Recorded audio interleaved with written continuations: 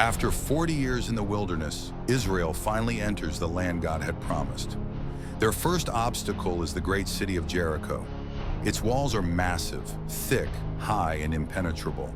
Humanly speaking, it is impossible to conquer, but the Lord gives Joshua a battle plan unlike any other. He tells the people, "March around the city once a day for 6 days. The priests are to carry the Ark of the Covenant, the symbol of God's presence, and blow the ram's horns. On the 7th day, they are to march 7 times, then give a great shout. And God promises, when they do, the walls will fall." To the eyes of men, it made no sense. No battering rams, no siege weapons, no ladders or catapults, just walking, horns, and faith. But Israel obeys.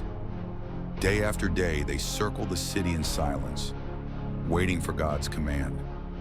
Then on the 7th day, after the 7th march, the trumpets sound, the people shout, and the walls collapse. Jericho falls, not by the strength of Israel, but by the power of the Lord. This story teaches us several truths. First, it shows the power of obedience. Israel's victory did not come through clever strategy or military might, but through simple, faithful obedience to God's word. Sometimes what he asks may not make sense to us, but the question is not whether it fits our logic. The question is whether we will trust and obey. Second, it shows the faithfulness of God. He promised to give his people the land, and he kept that promise. The walls of Jericho were no match for the God of heaven. Our obstacles may seem unmovable, but nothing can stand against his purpose. Third, it shows the power of God's presence. The ark went before the people as a reminder that it was the Lord fighting for them. The battle was never Israel's to win, it was God's. And finally, it points us to Christ. The walls of sin and death once stood as barriers between us and God. But at the cross, those walls came crashing down.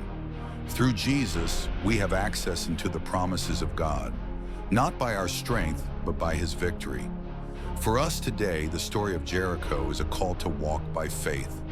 Whatever walls we face, fear, doubt, sin, or opposition, the God who brought down Jericho's walls still brings down walls today. So keep marching, keep believing, keep obeying.